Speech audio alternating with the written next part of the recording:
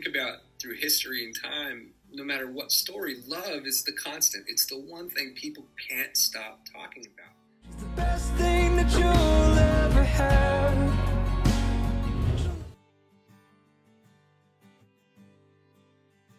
I was touring around Germany all the time, and I was always attached to this black forest, and I remember sitting there without a name and I just was stumbling over words like I do. Black forest, black forest, black forest. Yeah. And then it switched once, and I heard it, and as soon as I heard it, I heard my name. I heard myself.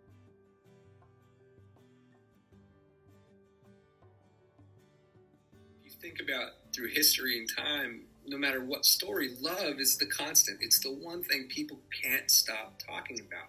They've written it in all the fairy tales, they've written it in books, they've written it in every movie. It would be so empty if there wasn't the sense of love, whether it's for a place, person, thing, anything.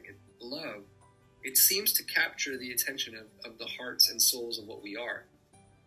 So I don't know what it really is, but I think that the very basic term is love for another person.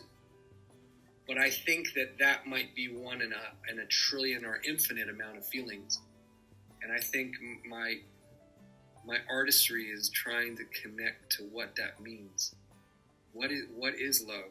Every angle of it, and I haven't even come close to explaining it. To the bottom of an otherwise empty place below the poverty line of depressed thoughts and the sad calamity of a haunted house you've called home. I was sitting in Germany at home, and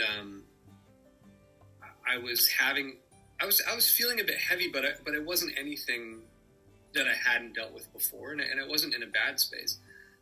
And I remember sitting there, and I just asked a question in my mind: how long does it take to drown? And it wasn't because I was thinking about taking my life or anything like that. I was just curious. It's just like, I wonder what temperature it is outside.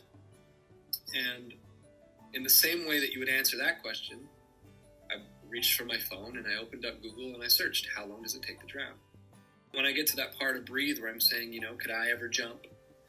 It's not, I think there's two ways of thinking about it. Some people might think it's me questioning, do it. But the truth is, it's questioning, why did somebody do that? Here's this person, this man who was in a car 5 minutes before. He had made it that far in his life. Why is it that moment? What happened in that moment that convinced him to do that?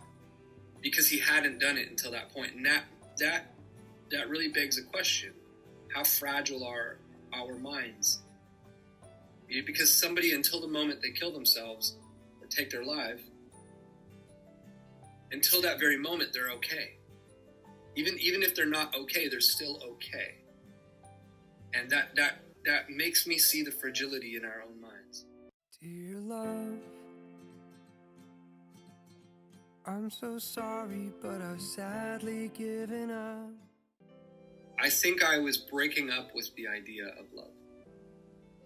Because love, you fall in love through the eyes or spirit of people and or things and or experiences. And people change, experiences change, places change, but you still feel love. So if you've ever been in a relationship or multiple relationships, you know that behind those eyes is a feeling. And you can fall madly and deeply in love with somebody, but then you can fall out of love, and then you change that to a new person, and you fall equally, if not more, in love. Or less sometimes. So for that, it begs a question to me again. What is it that I'm falling in love with? Is it really the person? Or does the person embody the soul of the feeling of love? And I keep finding it. And so for Dear Love, I felt like I was breaking up with the idea of love because I was going to keep replacing it with a person until I was able to disconnect and catch my breath for myself.